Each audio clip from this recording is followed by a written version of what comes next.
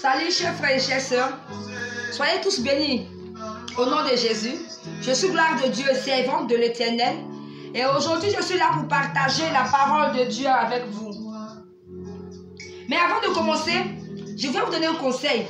Nous sommes en fin d'année et il faudrait redoubler d'efforts dans la prière, dans le jeûne et dans la lecture biblique.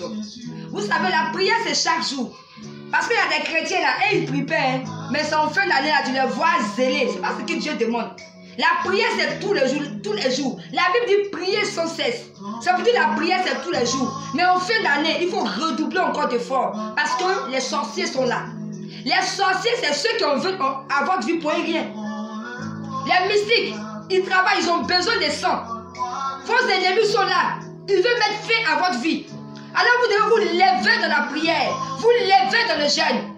Vous devez avoir une relation encore. Vous rapprocher davantage auprès du Seigneur. C'est en cela que vous allez vaincre l'ennemi. Mais si vous dormez, ils vont vous avoir. Parce qu'il y aura des morts, il y aura des accidents, il y aura des vols, il y aura des incendies. Mais incendies là, souvent vous pensez que c'est simple. Non, non, c'est l'ennemi qui provoque. Il y aura des choses bizarres dans votre vie. Donc je vous en supplie, vous qui me suivez, redoublez d'efforts dans la prière. Levez-vous, priez pour vos enfants, priez pour vos époux, priez pour vos épouses, priez pour vos parents, priez pour vos frères et sœurs. Ne dormez pas, priez. L'heure n'est pas à faire des chichis. L'heure là, c'est de vous réveiller et de prier. Et en plus de cela, nous devons nous rapprocher de Dieu pour dire au Seigneur, souviens-toi de moi. Parce que le Seigneur nous a fait tellement de promesses. Nous sommes en fin d'année, on veut voir certaines promesses se réaliser. C'est en ce moment encore nous devons nous disposer, nous rapprocher de Dieu pour dire Seigneur, tu m'as promis tant. Seigneur, s'il te plaît, exauce ces prières dans ma vie, s'il te plaît. Seigneur, s'il te plaît, fais quelque chose avant la fin de l'année. Seigneur, s'il te plaît. Voilà les conseils que je voulais vous donner. Rapprochez-vous du Seigneur, je vous en supplie. Priez davantage. Priez. Voilà un peu. Et nous allons rentrer maintenant dans la parole de Dieu avec Matthieu 1, le verset 19. Matthieu 1, verset 19 à 21. Joseph, son époux, qui était un homme de bien et qui ne voulait pas la diffamer, se proposa de rompre secrètement avec elle. Comme il y pensait, voici un ange du Seigneur lui apparut en songe et dit: Joseph, fils de David, ne crains pas de prendre avec toi Marie, ta femme, car l'enfant qu'elle a conçu vient du Saint-Esprit. Elle enfantera un fils, et tu lui donneras le nom de Jésus. C'est lui qui sauvera son peuple de ses péchés. Amen. Amen. Alors aujourd'hui, la parole nous parle de Joseph. En tout cas, j'ai lu plusieurs fois le Matthieu.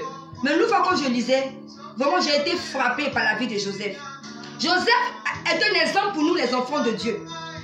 C'est-à-dire que Joseph, il y a deux Joseph dans la Bible, excusez-moi, il y a Joseph qui est le fils de Jacob, c'est pas de lui que je parle. Je parle de Joseph qui était le fiancé de Marie. Alors voilà que Joseph est fiancé à Marie. Et il constate que Marie est enceinte. Pourtant, il n'a pas touché Marie. Alors Joseph a commencé à dire: ah, mais qu'est-ce qui se passe? Et il a dit: bon, je vais rompre secrètement avec Marie parce que je ne veux pas exposer Marie. C'est une femme que j'ai aimée. Je ne peux pas l'exposer comme ça, donc on va rompre secrètement. Et en ce moment-là, l'ange de l'Éternel vient lui dire, à Paris, il vient lui dire: non, Joseph, ne romps pas avec Marie. Parce que l'enfant qu'elle porte là est conçu du Saint-Esprit. C'est un enfant qui viendra sauver l'humanité. Alors s'il te plaît, Joseph, ne romps pas avec Marie. Joseph a écouté les instructions de l'ange. Est-ce que vous avez entendu dans la Bible, une fois que Joseph a murmuré, est-ce que Joseph est allé dire à Élisabeth, est-ce que tu sais que ce que Marie porte là, ce n'est pas de moi? Joseph n'est pas allé divulguer le nom de Marie partout. Mais Joseph a gardé le secret.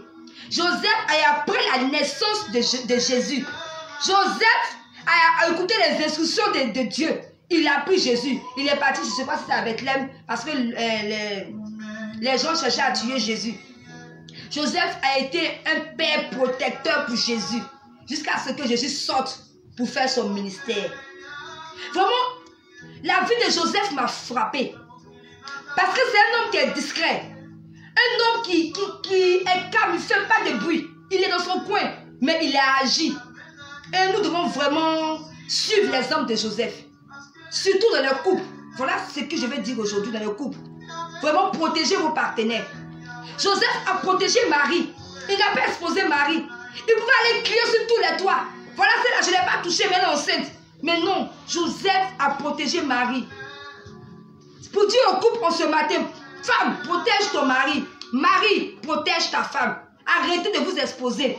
Arrêtez d'aller expliquer vos problèmes partout, matin, midi, soir. C'est vous là, votre seul couple là, qui est toujours à la lutte. Tout le monde sait ce qui se passe dans votre foyer. Parce que vous ne fermez pas votre bouche. Non, ce n'est pas ça le couple. Ce n'est pas ce que Dieu nous demande. Dieu donne l'exemple de Marie et de Joseph. Un couple discret, un couple qui ne parle pas, mais qui agit en secret. C'est ça que Dieu nous demande. Les gens exposent trop les foyers. Vous exposez trop vos ménages. Arrêtez d'aller parler aux gens. Je connais un couple, c'est mon grand frère que j'aime vraiment. Un homme exemplaire. Vraiment un homme qui aime le Seigneur. Il a fait 17 ans de mariage avec son épouse. Je vous dis, papa, dans les 17 ans, ils ne sont jamais allés voir quelqu'un pour régler leurs problèmes. Parce qu'ils avaient une troisième personne dans le couple qui était Jésus-Christ de Nazareth. Et quand il y a un problème, parce qu'il y aura toujours un problème, c'est pas parce qu'on a un couple chrétien qu'il n'y a pas de problème. Non, il y aura des problèmes. Mais comment gérer ces problèmes?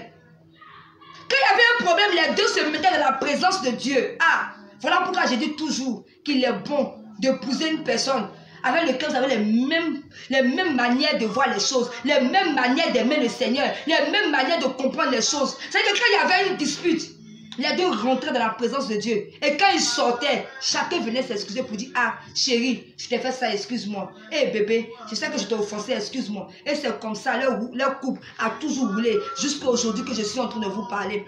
Pour dire que arrêtez d'ingérer les gens dans vos couples. Arrêtez d'aller expliquer vos problèmes. Arrêtez. Si ça vous dépasse tellement, vous pouvez aller voir votre pasteur et votre père spirituel comme on le dit. Mais arrêtez d'aller prendre n'importe quelle personne. Venez prendre, hey, excusez-moi. Regarde ce que mon mari m'a fait. Regarde ce que ma femme m'a fait. Non, non, non, non. Arrêtez ça. Voilà le conseil que Dieu vous donne aujourd'hui. Dieu parle au couple. Soyez des couples discrets. Des couples qui protègent le partenaire. Mais pas des couples qui s'exposent. Tout le monde connaît ce qui se passe dans votre vie. Tout le monde sait ce qui se passe dans ce foyer. Ce n'est pas ce que Dieu nous demande. Vraiment, marchons tous à l'image de Joseph, qui est un homme bien dans la Bible. On ne parle pas trop de lui, mais il est bien. Il est un exemple qu'on doit suivre. Voilà un peu le message de ce jour. Je vous souhaite un très bon dimanche et surtout une très bonne semaine avec Jésus-Christ. Accrochez-vous au Seigneur. Hein? Priez, ne baissez pas les bras. Ce n'est pas le moment de se décourager. Ce n'est pas le moment de relâcher. Non, c'est le moment d'aller de l'avant avec Jésus. Il fera des grandes choses dans votre vie. Notre Dieu n'est pas un Dieu qui ment. Il accomplit toujours ses promesses. C'était gloire de Dieu, servante de l'Éternel. Je vous aime.